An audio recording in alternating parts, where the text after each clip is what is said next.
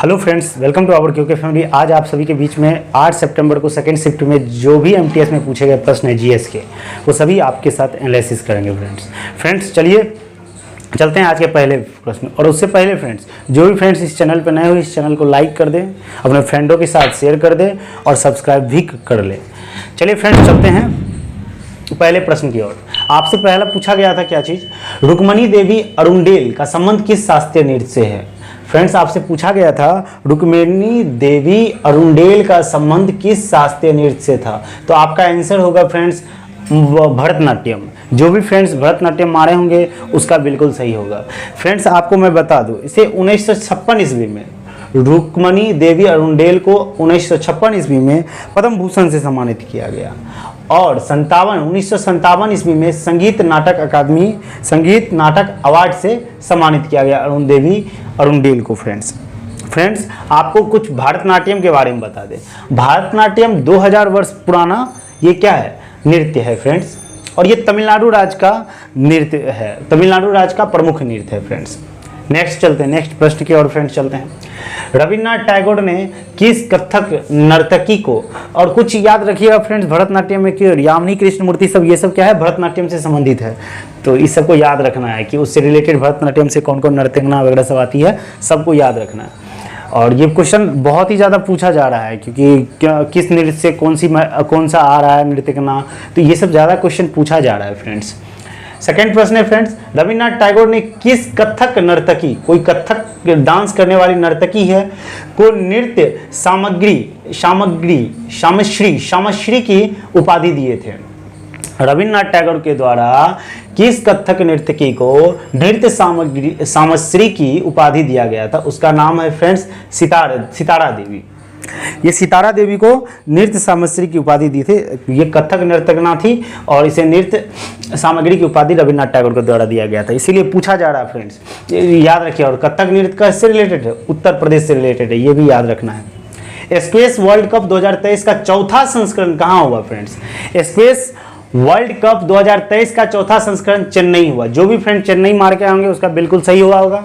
और आपको बता दें, स्क्वैश वर्ल्ड कप 2023 के विजेता टीम मिस्र रहे हैं और उप विजेता में कौन रहे हैं फ्रेंड्स, मलेशिया रहे हैं। उप विजेता में इसमें कौन रहे हैं फ्रेंड, मलेशिया रहे हैं। और सबसे पहला पूछा जाएगा स्क्वैश वर्ल्ड कप 2023 कहाँ, वो कब हुआ, 1996 में हुआ था फ्रेंड्स, ये मलेशिया में हुआ था। चलिए फ्रेंड नेक्स्ट चलते हैं प्रश्न की ओर। मन्ना डे पूछ ही दिया, मन्ना डे का संबंध किससे है फ्रेंड्स, ये पार्श्व गायक का है। जो हिंदी फिल्म जगत में जो हिंदी गायक और बंगाली जो फिल्म में सुप्रसिद्ध गायक जो होते हैं उसी को हम कहते हैं पार्श्व गायक। तो पार्श्व गायक जो मारे होंगे मन्ना डे के संबंध में, तो उसका बिल्कुल सही हुआ होगा फ्रेंड्स।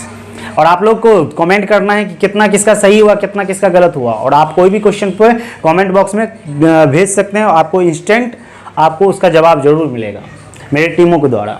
नेक्स्ट चलिए चलते हैं फ्रेंड्स। विश्व की सबसे ऊंची नौगम्य झील पूछा गया है फ्रेंड्स। विश्व की सबसे ऊंची नौगम्य झील कौन सी है, टिटिकाका झील है। कौन सा झील है फ्रेंड्स, टिटिकाका झील। जो भी टिटिकाका झील में मारेंगे उसका बिल्कुल सही हुआ होगा फ्रेंड्स। और ये टिटिकाका झील कहाँ स्थित है, पेरू और बोलिविया के सीमा पे स्थित है। और कितना मीटर ऊंचा है, 3812 मीटर ऊंचा है, किलोमीटर ऊंचा है, मतलब 3812 मीटर क्या है, ऊंचा है। पेरू और बोलिविया के सीमा पे टिटिकाका झील स्थित है फ्रेंड्स। नेक्स्ट प्रश्न की ओर चलते हैं फ्रेंड्स। कर्नाटक संगीत के लिए भारत रत्न किसे मिला, मतलब कर्नाटका संगीत के लिए भारत रत्न किसे दिया गया, तो एमएस सुब्बलक्ष्मी को कर्नाटका संगीत के लिए भारत रत्न दिया गया। जो भी एमएस सुब्बलक्ष्मी मारे होंगे उसका सही होगा। और इसके साथ साथ एमएस सुब्बलक्ष्मी को 1998 में ये दिया गया था, फिर 1974 ईस्वी में रेमसे मैगसेसे पुरस्कार से भी सम्मानित किया गया था इसे फ्रेंड्स। नेक्स्ट प्रश्न की ओर चलते हैं। अगस्त 2022 में किस झारखंड के पूर्व राज्यपाल का लखनऊ में निधन हो गया। झारखंड के पूर्व राज्यपाल थे वो, उसका लखनऊ में क्या हुआ, इलाज के दौरान मृत्यु हो गई नॉर्मल। उसका क्या नाम था, सैयद सिबते रजी। जो झारखंड के थे सैयद सिबते रजी, उसका लखनऊ में क्या हो गया था, निधन हो गया था।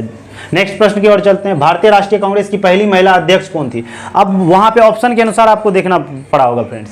या भारतीय राष्ट्रीय कांग्रेस की पहली महिला अध्यक्ष अगर पूछा गया था तो एनी बेसेंट होगी। एनी बेसेंट अगर ऑप्शन में होगी तो सही बात है, नहीं तो सरोजिनी नायडू होगी तो सरोजिनी नायडू में ठीक करते हैं। अभी इसका आंसर और सही में एनी बेसेंट होगी। पहली महिला अध्यक्ष एनी बेसेंट ही थे फ्रेंड्स।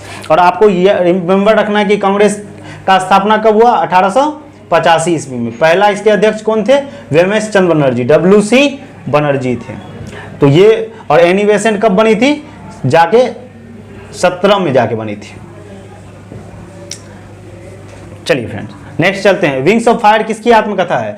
विंग्स ऑफ फायर बहुत बार पूछा गया, रिपीटेड क्वेश्चन है फ्रेंड्स, इसीलिए जितना भी एनालिसिस कराया जा रहा है उस सबको आप लोग क्या कीजिए, एक बार रिवीजन जरूर कीजिए, जाके जरूर देखिए। और विंग्स ऑफ फायर किसकी आत्मकथा है? APJ अब्दुल कलाम की आत्मकथा। और इसके साथ साथ अरुण तिवारी जो थे इसमें मदद किए हुए थे। इस बुक को लिखने में अरुण तिवारी क्या किए थे? मदद किए थे। अगर ये भी पूछ देगा विंग्स ऑफ फायर को सहायता, मतलब विंग्स ऑफ फायर पुस्तक लिखने में सहायक लेखक कौन थे? तो याद रखिए अरुण तिवारी थे फ्रेंड्स। और इसके साथ साथ APJ अब्दुल कलाम के बहुत ही ज़्यादा इंडिया 2020, फिर उसके बाद इग्निटेड इंडिया और 1 2 3 बुक का नाम है, इसीलिए याद रखना है। APJ अब्दुल कलाम के सभी बुकों को नाम याद रखना है।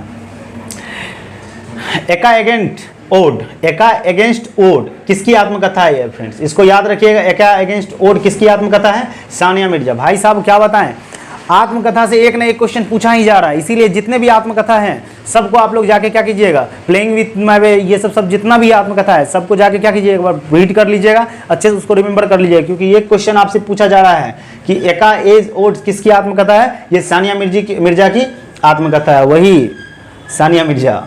चलिए आगे देखिए। राठवानी घेरे होली के अवसर पर इस नृत्य को किया जाता है। राठवानी घेरे होली के अवसर पर इस नृत्य को किया जाता है, राठवानी घेरे। और ये किस राज्य का लोकप्रिय है, लोक नृत्य है? पूछा जाएगा राठवानी घेरे किस राज्य का लोक नृत्य है? तो फ्रेंड आपको याद रखना है गुजरात का लोक नृत्य है। तो ये गुजरात जो मारे होंगे उसका बिल्कुल सही हुआ होगा। राठवानी जो घेरे नृत्य है ये गुजरात राज्य से है। और गुजरात का पूछा जाएगा और सारा नृत्य, गरबा है। गुजरात का कौन कौन सा नृत्य है फ्रेंड्स? गरबा, डांडिया, भवई, तपनी, ये सब गुजरात का नृत्य है फ्रेंड्स। नेक्स्ट चलते हैं, नेक्स्ट प्रश्न की ओर चलते हैं। अनुच्छेद 21A के तहत शिक्षा का मौलिक अधिकार कितने वर्ष के बच्चों के लिए है? 21A के तहत शिक्षा का मौलिक अधिकार, ये मौलिक अधिकार है। अगर आपसे पूछा जाएगा मौलिक अधिकार कितने भाग में, भाग 3 में आएगा। कहां से कहां तक?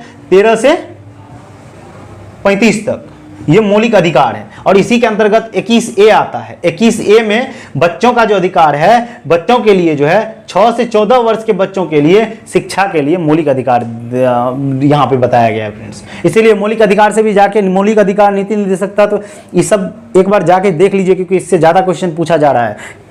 2011 की जनगणना के अनुसार सबसे कम पॉपुलेशन ग्रोथ किस केंद्र शासित प्रदेश का? सबसे कम पॉपुलेशन ग्रोथ अगर पूछा जाएगा केंद्र शासित प्रदेश में तो याद रखिएगा लक्षद्वीप का है।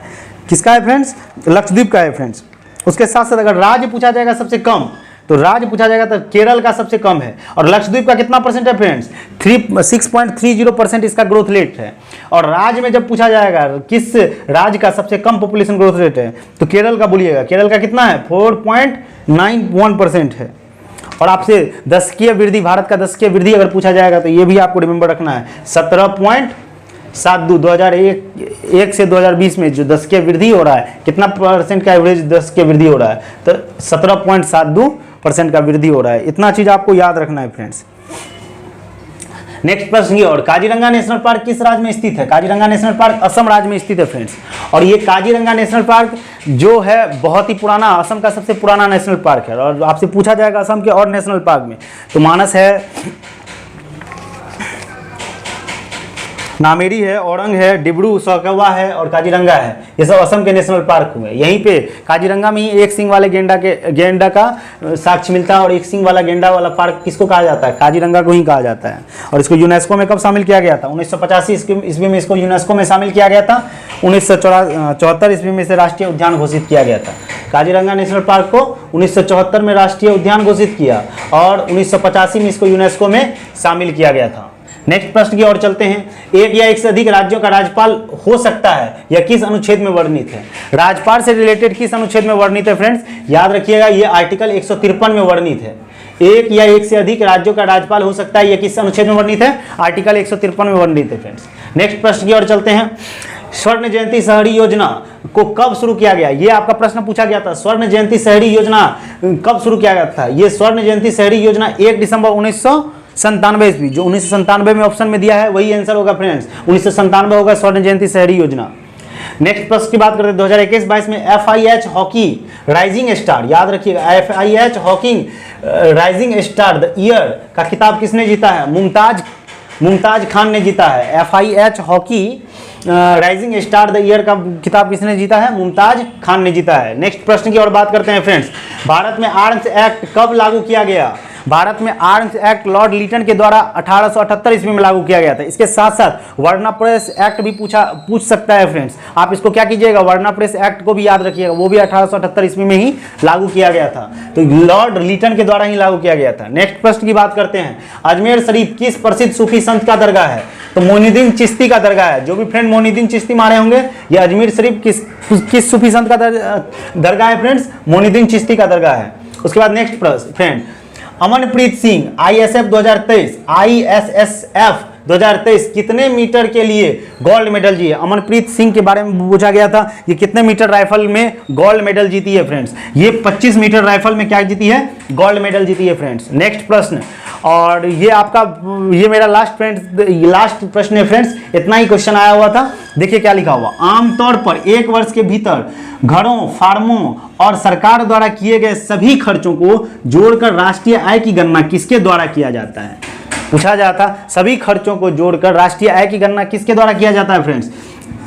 तो याद रखिए व्यय विधि या एक्सपेंडिचर मेथड के द्वारा इसका क्या किया जाता है फ्रेंड्स? गणना किया जाता है। इतना ही प्रश्न मेरे पास शिफ्ट में आया था। अगर आपको कोई और प्रश्न याद आ रहा होगा तो कमेंट में जरूर बताइएगा। दूसरे सेशन में इसका क्या किया जाएगा, डिस्कशन किया जाएगा। फ्रेंड्स मिलते हैं अगले शिफ्ट में। जय हिंद, जय भारत।